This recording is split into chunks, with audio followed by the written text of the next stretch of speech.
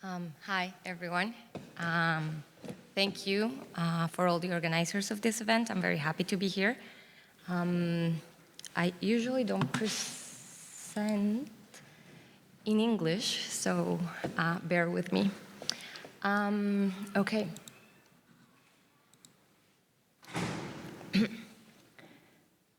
Today, massacre in Calamar, Guaviare.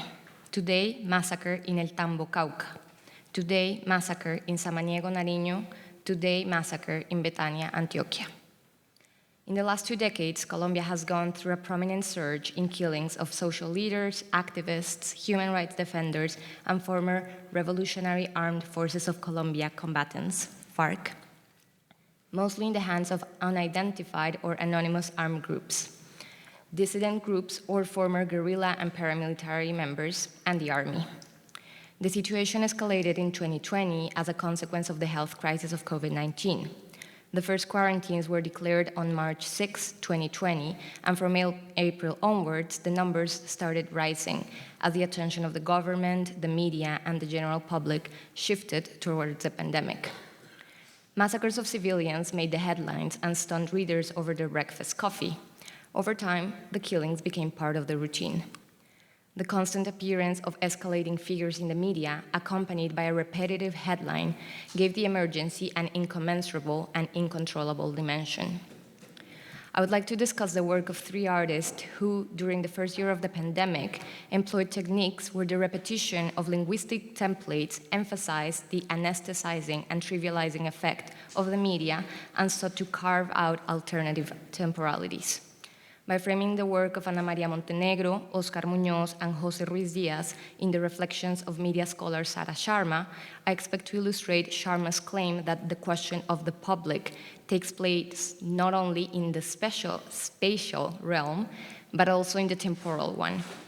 That the experience of time, as it takes place within a set of political and economic power structures, should be understood as relational and interdependent.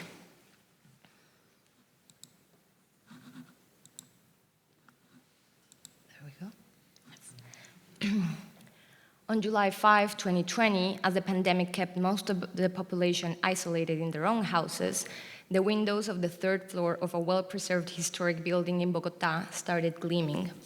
From her apartment, artist Ana Maria Montenegro projected a nocturnal message to her neighbors. It read, "Muerte al estado de apatía del Estado ante la muerte," which I roughly translated as "death to the state's apathetic state regarding death." The red words appeared and disappeared in a lazy loop, and the entirety of the sentence assembled as the minute passed. Each word felt heavy and was warily dragged from one end of the window to the other. The steady but slow movement forced the observer to stop for a few seconds to read the whole sentence, and the repetition of words evoked the rhythm of the early months of the pandemic, when many people described their daily experience in terms of boredom, depression, and lethargy. The mapping was one of the performative gestures that composed movimiento, movement, a tripartite intervention.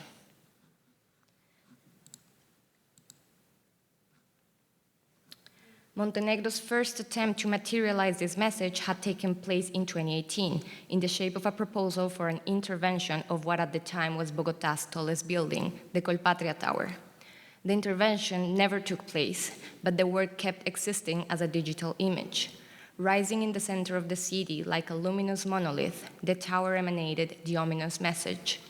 As a result from a repost of the video, the tower's image circulated widely during the pandemic, causing confusion among social media users who wondered whether the work had been real.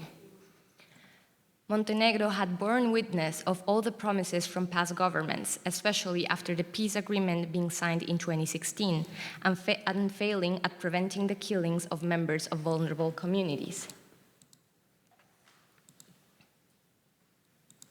Oh, damn.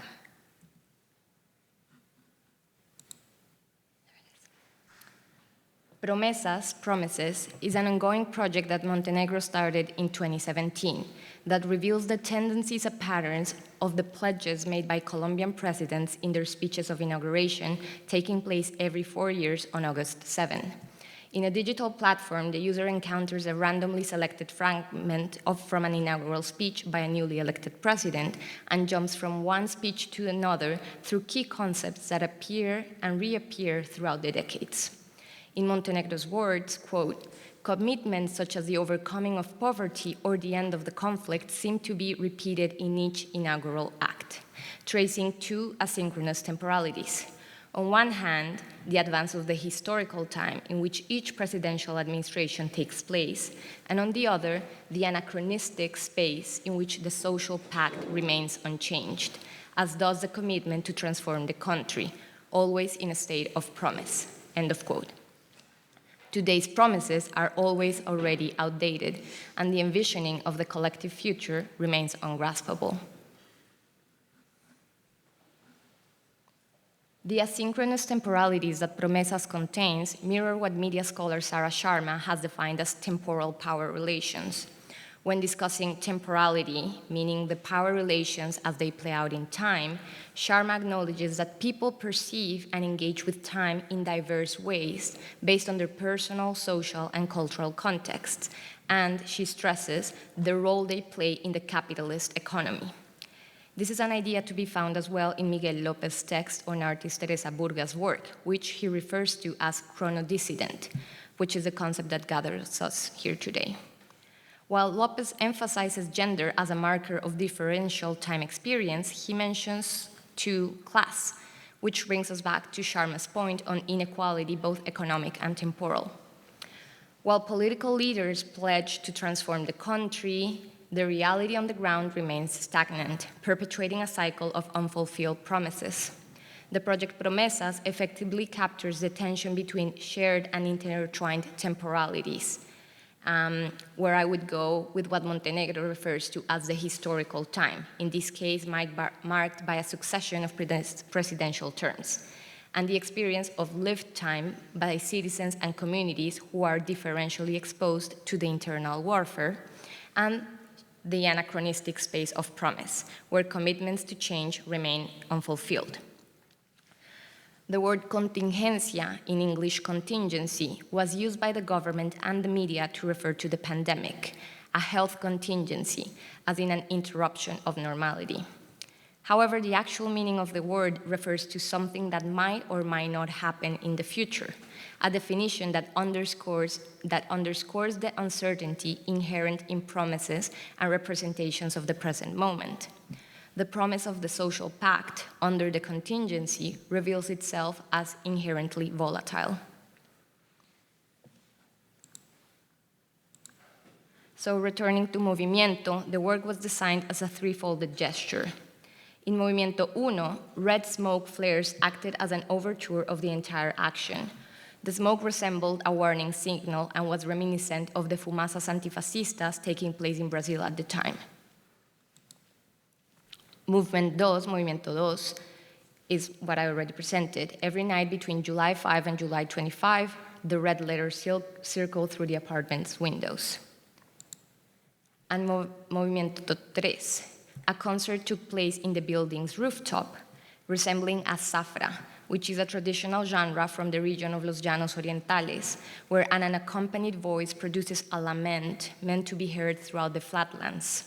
The chanting occurred only twice, for the opening and closure of the entire piece.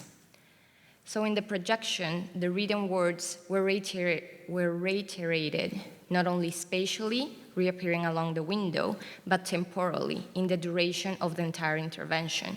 It could have lasted forever, as long as the assassinations persisted. However, the potentially eternal loop of the projection was inaugurated by the red fumasa, and it had its closure through the zafra. So there are gestures that inaugurate an action and others that close it. It's like a ceremony where symbolic gestures organize the moment, spaces, and bodies in time and space.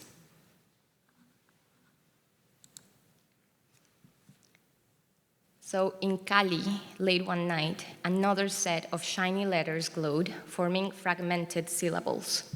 A huge billboard installed in the facade of the artistic space Lugar a Dudas clamored for the attention of passerby, and it demanded pronouncing the syllables aloud, one after the other. Acre tras masacre, tras masacre, tras masacre. The work by Oscar Muñoz was commissioned by Bogotá's Modern Art Museum, Mambo, in a collaborative project with one of Colombia's main newspapers, which, ironically enough for the sake of this symposium, is called El Tiempo, The Time.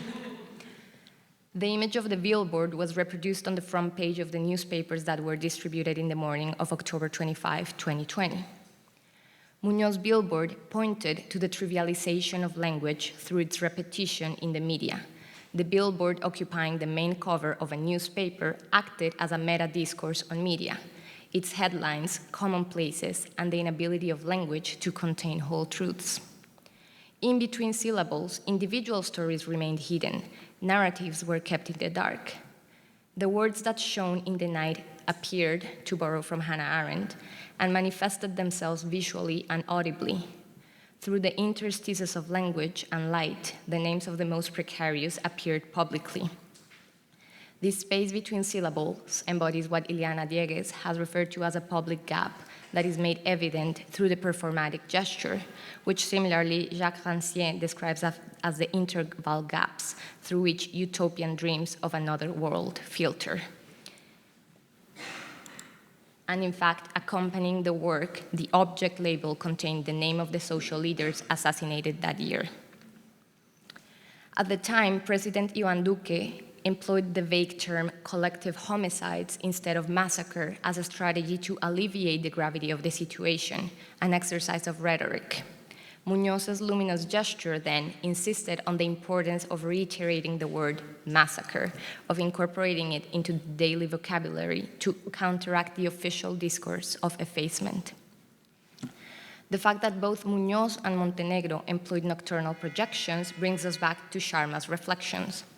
Referring to certain forms of activism, Sharma observes that occupying public sites, such as the entrance to large corporate buildings, protesters disrupt spaces of economic production, but they tend to conform to the temporal routines of capitalism. People protest during the day, they sleep at night, and they get up early the following day to keep protesting. Speculating on how a temporal insurgency would look like, Sharma states that one must do more than simply disrupt the rhythm of daily life or disrupt its peace. A temporal insurgency involves dismantling, quote, the architecture of time maintenance so that it becomes visible to those who do not realize the interdependency of time, of people's daily lives, and life chances for that matter, end of quote. Discovering and exploring forms of inhabiting the night outside normative distributions of the temporal, finding communality in moments of darkness and increased vulnerability are what the luminous presence of the billboards occupying the night somehow pointed at, to the impulse of transgressing the times allocated to social dissent.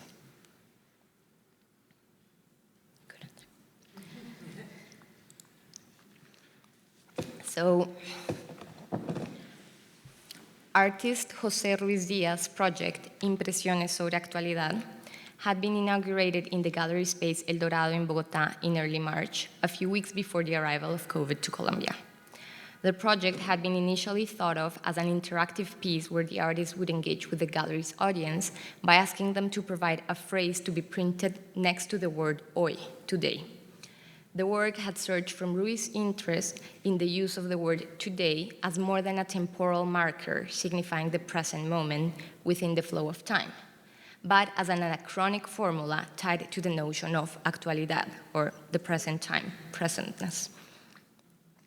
So as soon as the compulsory isolation was established, Ruiz locked himself up in the gallery space with a typographic press and printed day after day for 4 months the red letter posters for which he would receive the prompts through his website. He live-streamed his daily life at the gallery. The reiteration of the word today and the format of the newspaper headline emphasize the paradox of this linguistic formula that promises a truth, the truth of the event, and yet reveals itself as a fiction with the passage of time. The artist stated that, quote, "The logic of the newspaper is precisely that. It employs the word today in a temporality that has not yet arrived. But when the event which is promised in the headline does not take place, the media's today reveals itself as a promise and as a fiction." End of quote. In a posterior project, Los grandes días están por venir, Great Days Are About to Arrive, from 2022, Ruiz gathered what he defined as a trash archive of presidential campaigns in the last 70 years of the country. Similarly to Montenegro's Promesas, Ruiz's installation accumulated slogans and cliches, both linguistic and visual, that reveal how the linear progression of time and the perpetual promise of societal transformation do not necessarily coincide. Today embodies potentiality and incertitude. Today is the hinge between the temporality of the promise and the temporality of lived life. And today's archive exists in function of a tomorrow that is yet to come. The logic of the newspaper headline, from the repetition not only of information, but also of linguistic and visual formulas, leads to the trivialization of the individual event. The regime of the daily news, the daily killings, the daily death tolls installed a routine of representation of the violence inflicted on others, to borrow from Susan Sontag. The fact that the artist's life was live-streamed 24/7 brings us to the question of the body. Ruiz's routine at the gallery, repeated with an almost monastic precision, emulated a sense of normality within the exceptionality of the present moment. The exceptionality of the pandemic asked for individuals and social groups to recalibrate. Recalibration, writes Sharma, accounts for the multiple ways in which individuals and social groups synchronize their body clocks, their senses of the future or the present, to an exterior relation, be it another person, pace, technology, chronometer, institution, or ideology. End of quote. For Colombian curator Paola Peña, Impresiones sobre Actualidad managed to convince us as an audience that the pandemic had not managed to interrupt the pace of the art system, but on the contrary, had boosted its possibilities. No wonder, she writes, the project was such a huge success among the public and media, as it sold the idea of art as an unstoppable force. The work promised a recalibration of the artist's body and, more ominously, of the bodies of the audience, distant observers of a screen. Perhaps Sharma's most insightful observation for this case study is that recalibrating, thus learning how to, quote, deal with time, be on top of one's time, to learn when to be fast and when to be slow, end of quote, happens differentially and unequally. The fact that an economic system counts with the infrastructure to continue producing in a time of exacerbated precarity, while at the same time leaving others to their own devices, sheds light on the important dimension of biopolitics, which determine which individuals are led to live through investment or led to die through disinvestment slowly. In addition, she writes, the Habermasian definition of the public life and political participation is based on the promises not only of the existence of a shared space for the reunion of citizens, an agora, it requires free time, time for contemplation, for rhetoric and debate, and this is a time that is made possible only via the invisible labor of others.